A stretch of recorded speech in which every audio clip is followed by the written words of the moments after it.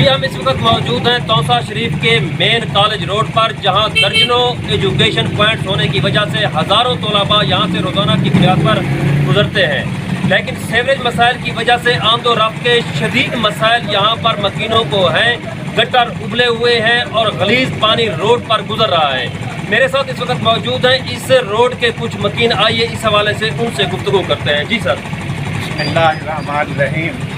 میں جس کالج کے سامنے ہم کھڑے ہیں، اسی کالج میں چیف انسپکٹر حبیب اللہ بلاچی عرض کر رہا ہوں۔ عرصہ دراز سے ہمارے سیوریج کا پانی یہاں سے نکلتا ہے، جس نے ہمارے کالج کو آپشن بنایا ہوا ہے۔ کالج کے گٹر بھرے ہوئے ہیں، وہاں بھی بدبو پھیلی ہوئی ہے، اور یہ روزانہ کے حساب سے پانی روڈ کو اپنی تحویل میں لے لیتا ہے۔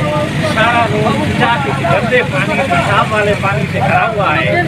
نہ یہاں سے مخلوقات گزر سکتی ہیں، نہ یہاں کوئی نمازی گزر سکتا ہے، نہ بچے اور بچیاں گزر سکتی ہیں۔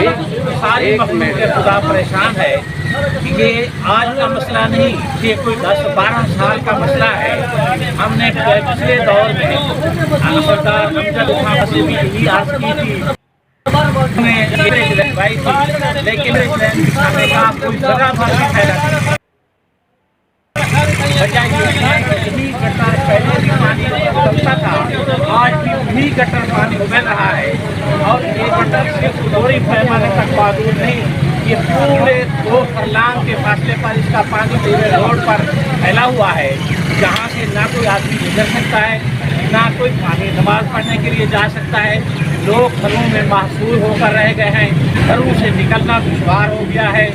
بار بار اس مسئلے کی طرف انتظامیہ کی توجہ بھی موجود، آج کے سلسلے میں ان پر پرچے درج کر دیے گئے، FIR ہوں، لیکن مسئلہ کیوں کا تو ہے خدا کے لیے مخلوق۔ روڈ کی وجہ سے آمد و رفت کے شدید مسائل ہیں، مکین گھروں میں محصور ہو کر رہ گئے ہیں۔